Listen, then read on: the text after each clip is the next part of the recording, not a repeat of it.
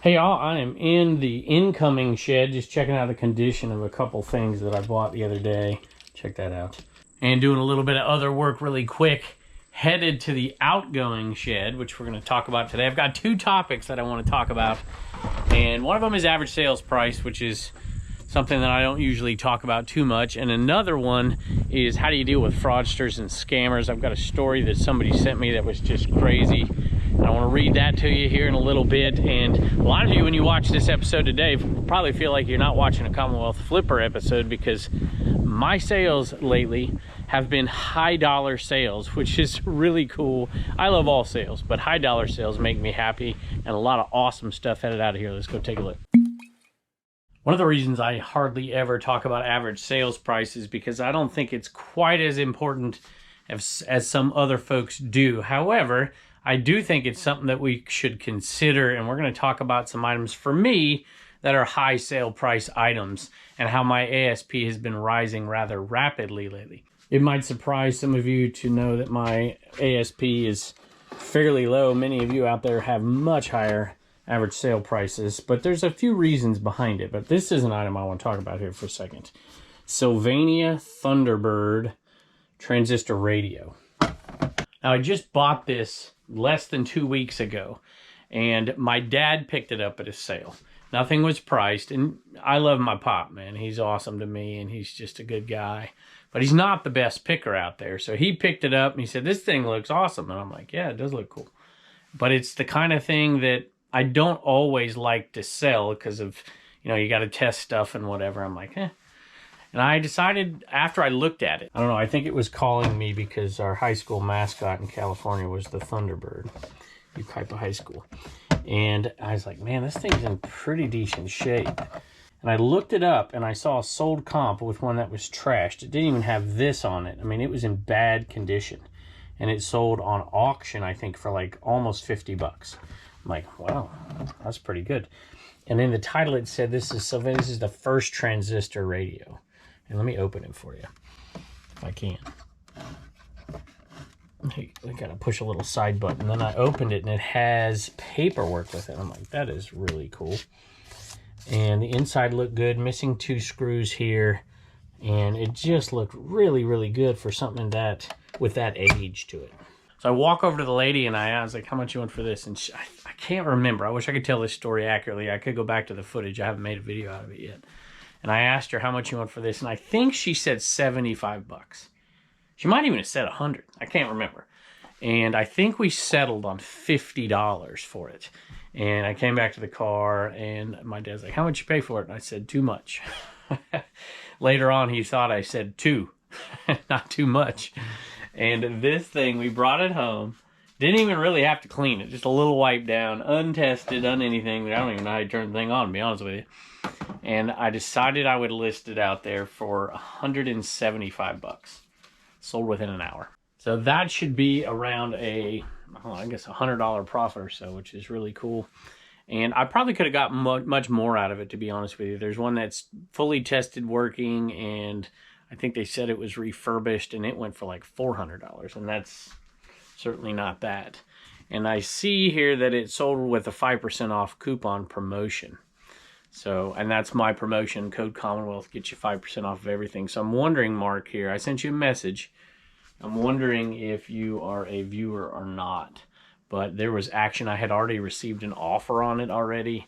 And, you know, I don't know. Maybe I undersold it. Who knows? But I don't really care, because that's a cool little piece. It's going to somebody, hopefully, Mark, that can tinker with it. I think that's what you said in the comment reply. But let me know if you are a viewer in the comments. I'd appreciate that. And the next item was a good sale, too. I was going to start filming, but I hear dogs scratching. So here we go. While it's coming in. Next item is something I actually learned from a viewer many years ago. I was looking through RC cars, and I don't know anything about RC cars. And I passed up on a bunch because they weren't very good. But he's like, there was one in there that was good money. And it was one like this, but I had passed it up at a sale. But I remember him saying Golden Arrow, Radio Shack, you know, the kind of more vintage stuff. And I'm like, And so when I saw this at a sale, a gentleman was looking at it. It was $5. This is quite a while ago, actually. We just got it listed. It's been sitting in the death pile for a while. And I was like, oh, I hope he leaves that thing there. And sure enough, he did. He walked away from it, and I went up and I bought it for $5. And we tested it. It's working. And it's got a little sticky hand. You know, it's kind of sticky here where it does it a little late, a little delayed. But it was working. And we decided to list it. And I put a good price on it. This is probably a $150 machine, even with some of these issues here. You know, it's not perfectly clean. We didn't get in and detail it or anything. But the wheels are in good shape and it works. And it sold for $100 plus shipping.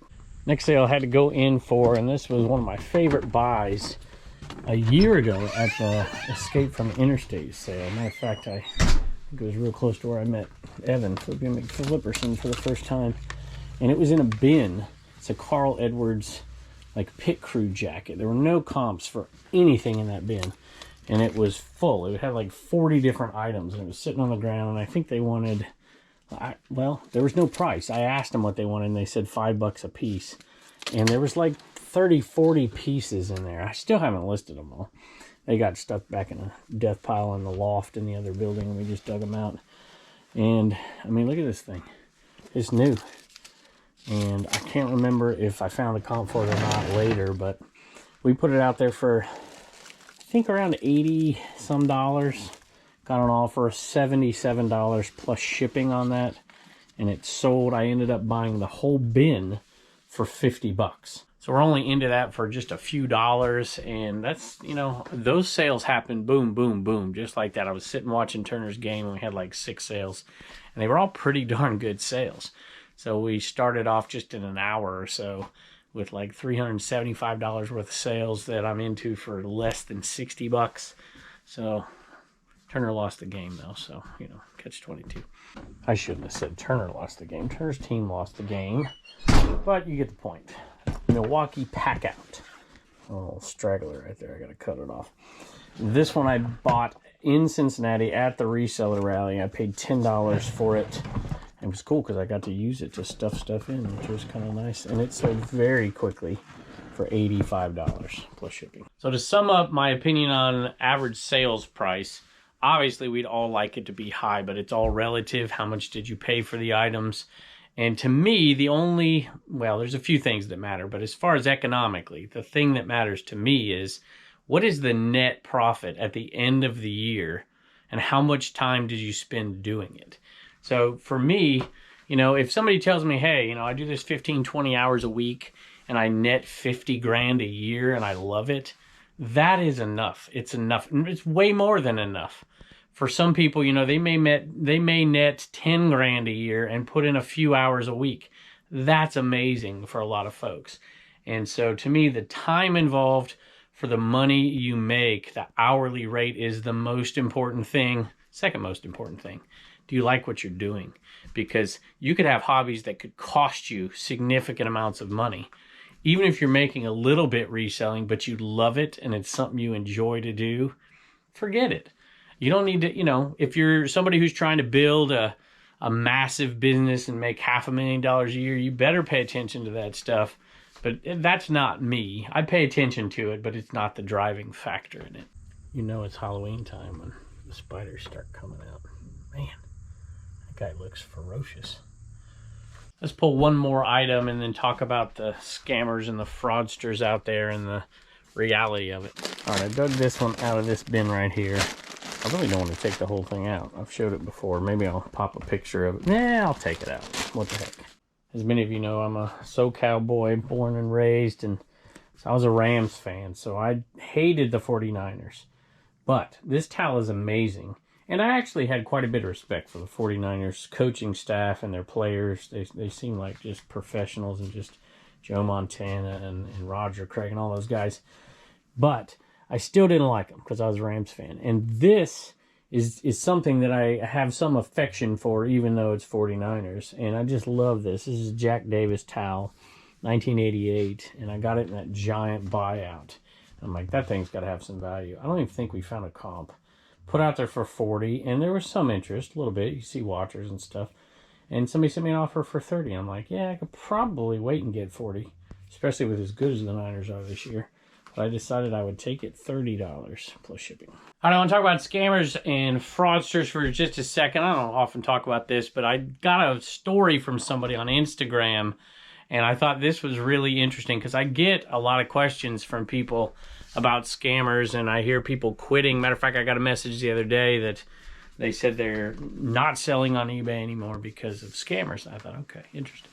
Because my personal experience, I'd be curious to know what yours is that this kind of stuff that this gentleman's going to talk about is extremely rare. I've been selling on eBay for over 2 decades, and I could probably tell you less than 10 possible scams and that have happened to me. Less than 10. And I've sold tens of thousands of items.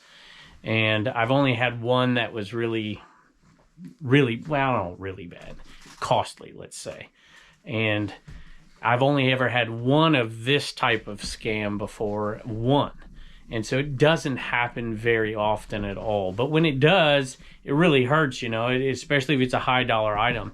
I want to talk about that for just a second. So this is from John. I can't remember. Big John. Let me get his eBay store real quick here. Big John 24201. He told me I could share this, so I'm going to share it. I'm not going to read it. I'm just going to summarize it. So John, if I mess it up a little bit. He sold an iPhone 13, I don't know what it was, 14, I don't know what the iPhone was. Sold for $750, and he shipped it off, and a few days later, maybe 4 or 5 days later, he got a return request saying the camera was fuzzy or something like that, and they wanted to return it, so he sent a message off saying, hey, I'll give you a 100% refund as long as you send me back the phone with the correct serial number on it. You're getting a full refund. When it showed up, I'm going to have to read this part. He went to the mailbox, picked it up, and he says this return arrived in a 3 by 4 inch poly bag. The poly bag had a sticker on the outside saying a gift for you, and inside was a homemade hair bow wrapped in tissue paper with another sticker that said a special gift for you. The package weighed 1 ounce. So he says he immediately took pictures of the package before even opening the item and I don't know what he did, appealed to eBay, I guess. He says he got a message back from eBay and that he would get something back from them or hear from them in 2 days. It wasn't 30 minutes later that my claim was denied and they refunded the buyer the full amount, $765. So I did an online chat with eBay. The representative seemed like she was reading from a script. From the things she was saying, like the return item was in different condition than you sent. She did file the appeal for me and also said that I would hear something from the appeal in 2 to 4 days. I again uploaded pics of the package. Shortly after that, I decided I would go to the post office. This is the point I want to make, which is my regular post office. And they told me that it was scanned at 1 ounce. But she couldn't give me a printout because it was confidential information, but said I could try downtown at the main post office. She also told me to ask the manager, so I did, and the manager was great and printed off a paper that showed tracking and the packaging being scanned at 1 ounce. So I came back home, and at this time I called eBay as I was calling them, and I got a message that my appeal has been denied. So at this point, I don't think he was too happy, which of course you wouldn't be. Sorry, y'all, I got to hold Sophie for the rest of this. She's chomping at my heels trying to get a treat, and I don't have any treats. So you just have to relax. This is like old school Commonwealth flipper right here. Sophie used to do this all the time. Now she never comes down here. She's getting a little older. At any rate, he says that, so basically we've had, you know, his initial request denied, his appeal denied, and he calls back again. And this is the key. Don't give up on this stuff. I think we owe it to each other as eBay sellers, regardless if it's a $700 item or if it's a, you know, $10 item, to do as much as we can to combat this stuff so it doesn't happen to somebody else. But that's another story. This time, the lady at eBay sent an affidavit to him, and he went back and did a few more things, which I think are highly suggestible, and especially in a case like this. All right, let's finish the story up, see how it ends here. So I'll just read this to you real quick. It won't take very long. This is when I messaged you for help. I filled out the affidavit, and he did message me for help, and I suggested a lot of these things. Some of them he had already done. But this is key. I mean, this is postal fraud too, so don't forget that. I filled out the affidavit with a picture of my ID, more pictures, the scan of the post office paper, as well as a written sworn statement with signature of what happened. I again chatted with them, making sure all was received. 24 hours later, they gave me my money back. And so that's awesome. Don't get me wrong, very happy to get my money back. And well, he says a few things here I don't need to read. But it is interesting, and I think you should do everything you possibly can. I mean, obviously, if it's a $5 item, you don't want to spend hours and hours and hours of, doing that kind of stuff. But, don't take no for an answer. A lot of times can get you the right answer. Squeaky wheel gets the grease is a saying for a reason. And I think in this kind of case, this is probably somebody who does this. He said the ultimate destination was Georgia, not the state, but the country. And so this is some kind of a drop shipping scam. And you hear this from time to time. I've only ever had one item returned to me that wasn't the item that I shipped. One time. So I would love to hear your stories out there. But even if you don't have a story like that, what percentage of your sales are scams in some way, shape, or form that are scams, not that you think are scams? And I bet that number is really, really, really low out there. Not that it's not a concern. It is, and eBay should do better than this, but at least they got it right. In a future episode, I'm going to talk about the one time I was scammed as a buyer from a seller. And that's something we don't often talk about, because most of us who, do this stuff and watch these YouTube channels, we're legitimate folks not trying to scam anybody, but it does happen on the buyer side too. This jersey right here, Cam Newton, Carolina jersey, sold for $50. And I'm not trying to be an eBay apologist right here, but there are bad sellers out there too. And, obviously eBay protects its buyers, in my opinion, far greater than their sellers. And to some degree that's understandable, but at the same time, there should be some kind of due diligence here to figure this stuff out. And I think there is to some degree. I'm not saying there's not. But there are, this story ended well. I'm happy. But the story I got, and this wasn't eBay actually. I'll tell a story another time. But I actually lost quite a bit of money and never received my product before. And that was something that I remember. And, there's a lot of folks out there on both sides of the equation that do shady stuff from time to time. But I do think it's a relatively low amount. I've only been scammed as a buyer one time, big time. And I've only been scammed as a seller in a big way one time. Now, there's been a lot of other things that I don't like. I just don't know if I'd call them scams necessarily. Had another nice little sale here. We had a lot. We got $1,000 plus headed out of here today, which is awesome. And it should be on this side. Yep, it is right there. Little Michael Kors, little wristlet wallet. And that was in great condition. And it sold for $36 plus shipping. I don't often find high dollar shoes in my area because we're kind of out in a rural hunting type area. But what I do find is these lacrosse boots and boots in general, hunting stuff. Every once in a while there's another set there, got another set down there, and they can sell okay.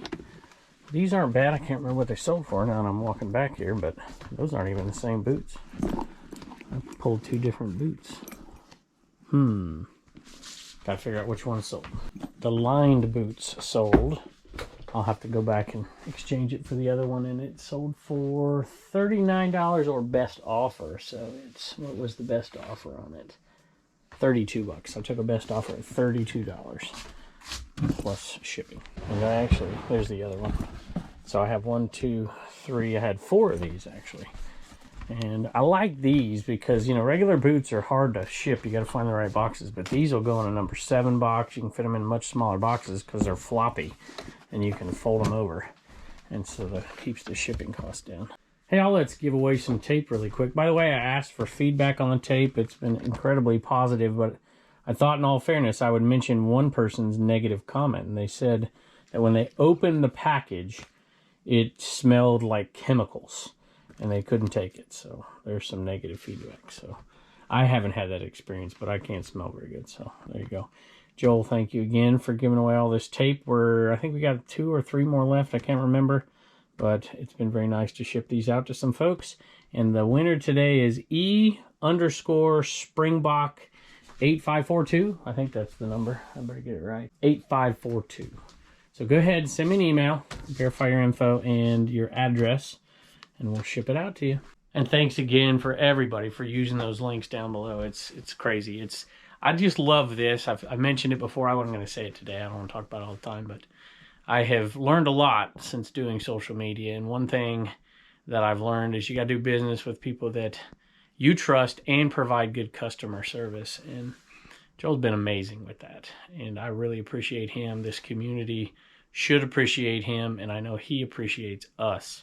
So thank you. Code Commonwealth, 5% off. Just the tape, though, not the bubble wrap. So you can still use my link, though. Another good sale, another quick sale very soon after I listed it. And I put a good price on it, so it didn't surprise me. I picked this one up at the Reseller Rally in Cincinnati. I believe I paid $10 for it. It was a Griswold, number 7. And these can go, I mean, if these are immaculate and restored, they can go for hundreds of dollars.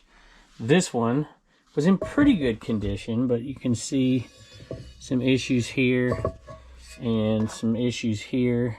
I think I probably could have got 70-ish for it, maybe even 80, but I wanted a quick sale, and you know, it did have those issues, so we put it out there. We got $55 plus shipping for that one right there. You know, I got to shout out Craigslist Hunter on that one. Like 7-8 years ago, long time ago, he had showed a Griswold pan. I see this stuff all over where I live. Not Griswold very often, obviously, but I've always looked them up, and I just never find any winners, and so I just stopped looking for them. And then when I saw him with that Griswold that he had sold for a crazy amount of money, I turn them all over now, and I look for all of them. I'm still no cast iron specialist like I know a lot of you are out there. You probably cringe at some of the sales where I've walked past it. But I at least know to pick up a few of them, and I at least know that condition for those is a huge deal. Very big deal. I've picked up Griswolds before that I had a really hard time selling because they were in really bad condition. So let me know, have you found a great Griswold out there? And if so, where do you live? I remember there was a restaurant where I grew up in SoCal, in Redlands, California. It was Griswold's. And I remember going there. They had like, it was like a buffet, but they had like brunch and breakfast. It was great. I didn't put this bin back right. I'm a little OCD if some of you haven't figured that out. All right. Whoa. Sorry, y'all. Let's see if I can find the banana. There it is right there. That was an easy one to find. That's not a banana. There was a banana on the back of that, I thought. Nope, just looked like a banana. All right, might take me a minute to dig this one out. Of course, it was at the bottom of the bin. And that one right there sold for $32 and change. I don't know the exact amount, plus shipping. Another jersey sold. This one was used, and it's Michael Vick. Michael Vick is always a popular jersey. Always. Well, especially around here. Virginia Tech boy. And that one sold for $60 plus shipping. And I know Wallen and Sophie are happy that one's gone. Sold another one of these Woodwick wax melts. Man, that's kind of hard to say fast. Little lot of 3. And these didn't sell at all, and now they're selling like crazy. Oop, I got 4. And this is the 4th one we've sold. I think we sold one each episode, last 4 episodes, and 2 of them were reviewers. This one I don't believe was. Selling for 27 bucks. Let's jump back to ASP real quick. I want to talk about this. Sold another one of these WCW bandanas. I always make sure I got to get the right one. Sometimes I get the wrong one. I'm pretty sure that is it. I will have to double check the plain Jane one. It's only $10 and it's free shipping, but there was hundreds of them. And so while that kind of thing hurts your ASP, it actually makes you a ton of money because you're not putting any time into it. One listing, multiple quantity, easy to ship. So ASP isn't everything. There's a lot of millionaires out there that, like, look at Dollar General, or Dollar Tree, I should say. I mean, they can run a business selling stuff, well, it used to be for $1. You know, if you do tons of volume and it doesn't involve a lot of labor on eBay or wherever, you can make some money. And actually, you know, something that, I don't know, what did I sell? I sold something for $100. That item I sold for $100 is better than selling 25 of these because you only got to package it up one time. However, there are some items that take you 10-15 minutes to package up. I could package up 25 of these in 5 minutes. So it's just a matter of time versus money. On a side note, similar items, especially ones that we sell all the time, that are low-priced items but multi-quantities, bring our ASP down, and I don't care at all. You know, the ET stuff, the keychain stuff.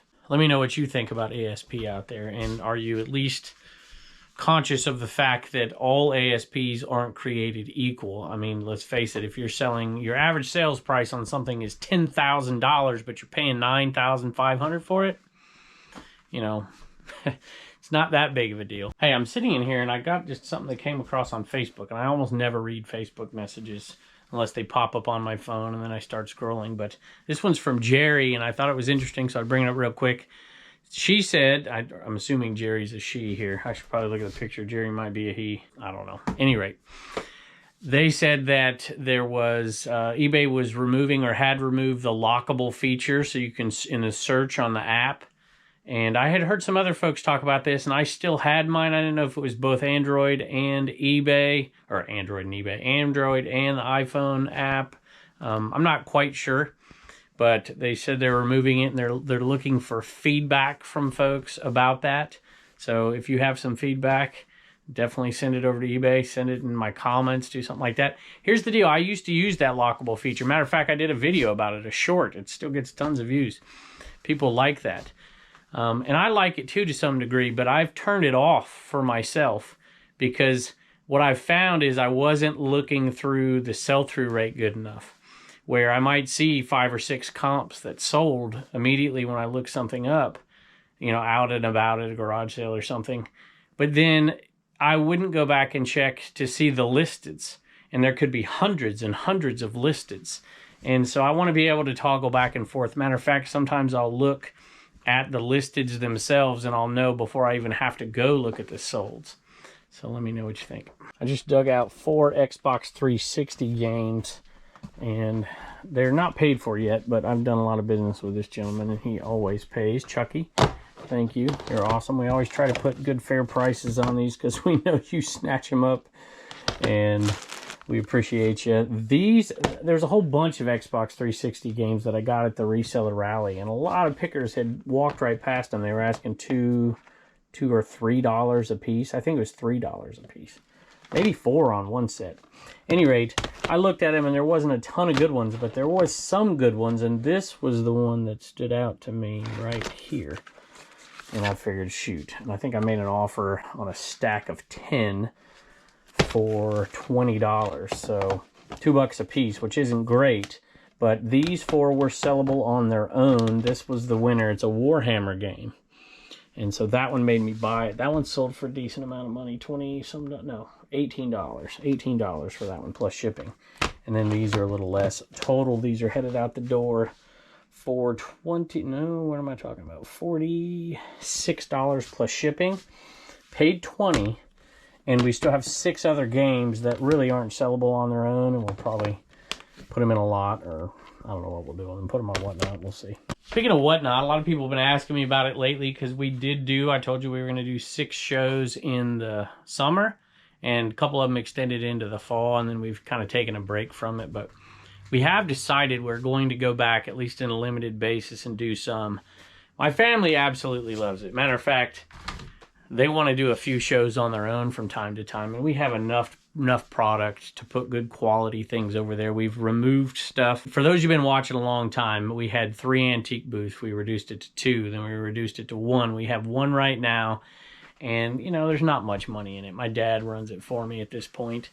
He takes the money, and if he wants to keep doing it forever, he's more than welcome to. I'll just give him the merchandise. But there's a little bit more money to be made on Whatnot for those type of things that aren't necessarily things I'd want to sell in here. And we've enjoyed it. I would say this, hope Whatnot's not listening. I've enjoyed it the least out of everybody in my family. Most everybody loves it. Me, not so much, but it's fun to be with my family. The biggest concern for me, which I never voiced before, was that the only day of the week we really had to do this, well, we had 2 days. But Wednesday was the day, and that's the day where nobody has anything going on. No baseball, no gymnastics, no nothing. And that's kind of the day we spend together. And we spend every day together. That's the evening we spend together. And that's the day we were going to do these every once in a while. And it's going to be in the future. And it's probably going to be once a month, twice a month, maybe 3 times, depending on the month. And I got to let a cat in. Good mama leaves. And all the animals show up. But it has been fun, and I've enjoyed it, and they like it, so it's still like family time because we're doing it together, and we still have time earlier in the day or later in the day to go do something, watch a movie, go to dinner. And so it's been fun. We've had friends come over. I don't know if you noticed that in the background, but there's always friends, and we get pizza, and it's just a good time. I see the chickens are out of their coop over there. Somebody must let them out. So we are doing a show on the 25th and a show on the 1st. Those are the only two we have scheduled. The 25th is going to be an all Christmas show. Everything's $1. And it's going to be fun. I didn't put this show together. The girls put this show together. They put the lots together. And then we're doing a Family Guy blowout. The rest of our Family Guy stuff. Not that stuff back there in the bin. But that Family Guy buy that we had with Rod Picking and Punching and Mike Deathpile Picker and Leroy Blood, Sweat, and Sell, we're selling all of it off. $1 starts in lots, some not in lots. It should be a good day. Should be fun. Come check it out. And we've been having sales of our merch over on Whatnot, which is something I didn't expect. Like, not while the show's going on. Like, I got to ship some out today. And I think some people are pretty smart. They're using the link to get the free $15, first-time users. Then they're going over there and buying the merch and not buying it out of Reagan's store, which is perfectly fine. I'll still give Reagan the money. So I got to ship a few of those out today. They're getting discounts, which is awesome, which is really cool. So thank y'all for doing that. I appreciate you going over there. I appreciate you. I know a lot of you aren't Whatnotters. And one of my fears was that I didn't want to turn into a Whatnotter because I love this so much. I love this channel so much. I relate to you guys so much. And I appreciate the support that we get over there. And the folks that aren't necessarily big fans of Whatnot, you know, they haven't taken it out on me over here, so I appreciate that. I just put the camera down and remember there's two more things I wanted to mention. One was about Whatnot. One is people have been asking, what do we put in the comments? Just my go-to tape. If it's anything, my go-to, TW, whatever it is, that's what you put in the comments. I thought I said it on one video, but I haven't said it in the rest, and you'll be entered to win the next time. The other is I have heard from 3 different people this week that they sold for the first time a Whatnot marketplace item, which is not a live show. It's none of that. It's just like buying from eBay or whatever, and it's searchable. I have yet to sell one because I haven't listed any on the marketplace over there, except for merch, but that doesn't count. So I'm curious to see if that is going to be a thing of the future as well. I have a feeling it will increase slowly but surely over time, and it'll become a dual like Poshmark is. They have live shows and they sell on Poshmark as well, which incidentally is one reason why I can't understand why some people don't like the Whatnot, but they do like the Poshmark model. But that's neither here nor there, so I better shut up. I've been rambling a lot today. All right, y'all. Obviously, I'm in different clothes here. This is actually filmed after what you're seeing in the rest of this video. My wife told me that if she's going to cross-list, I have to start checking the cross-listing platforms again, because she's right. Sometimes I forget. And we hadn't been cross-listing for a few weeks there as we were getting eBay back up, but we got a sale right here. And this one here was one of my favorite little picks at the 100 Mile Fall sale around here, which isn't amazing, but I don't know which one it is. And they were just $1. And there's some Sweet Barney and was it Baby Bop? Little kids, vintage, like costumes. It'll take just a second. And I paid $1 for these, and it sold for $20 plus shipping. So, you know, not massive profits, but this is the kind of stuff I just love. I mean, look at that. I talked to the lady. She's like, it was my kids, and just super cool. And it's in really good condition. And it was like 1992 kids costume. So that one sold for 20. I think we have that one listed for 20 as well. Shout out, list perfectly, code Commonwealth, 30% off. You want to give it a shot? All right, Turner and me got to go to a game, and a viewer, 2 of them, Ed and I think Edie, I might totally pronounce that wrong, sent Reagan these, sent Turner this, sent me this shirt right here, which is really cool. And you can read a joke. Read it for us. All right. When are ghosts the noisiest? When are ghosts the noisiest? You tell me. In the morning. In the morning. I like it. Check this out. This was sent to you by Wolfman's Goodies. And that is Turkey Ford Wolfman. There's a nice little letter. You know what this is? A football. It's not a football. It's not? It looks like it's a rugby ball. What's rugby? What's rugby? You don't know what rugby is? Oh, I had to watch some YouTube videos. It's like It's Basically football with no helmets. It's like, yeah, sort of. We'll talk about it. This got sent to us by Peggy. Peggy, thank you so much. She's in Kalispell, Montana. And she said she hopes I have room to display it. So let me tell you, I have a ton of plates back here that I have not displayed that people have gave me. I've got a few bins that could use one, but I think I'm going to start putting them up here, or maybe find another place. I got to get going on that and display those.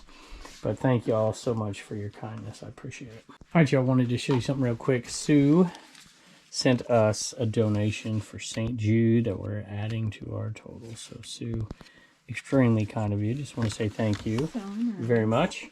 And this came from Pete. Pete sent this to you because they're all female shirts. Pete said he liked my accent. He liked your accent? Well, I was talking with Mike, so it was really death pile, so it was a lot of accent. A lot of accent going on. He was just like, but you I'm listening to y'all, and it's funny. And you like Pete's accent. Yeah. You want to show him shirt? It's adorable. Isn't that Look at awesome? how cute this is. Look at your babies. Thank you, Pete. That is so I'll awesome. wear it with pride. I love it. The next time you get shirts in, you got to get me one. Any rate, we appreciate you. I had a great time at Reseller Alley. It was an honor for me to be a part of it. So thank you to both you and to John and for everything you've done for so many folks for so long. Hey, all, don't forget to tell me your scammer stories below. Don't forget my go-to tape in the comments if you want to win that. And that's the American Bubble Boy link below is where you get the my go-to tape. 5% off if you use code Commonwealth. You guys are amazing to me, to my family. I appreciate you. Hope your sales are going well, and I can't wait to see you next time.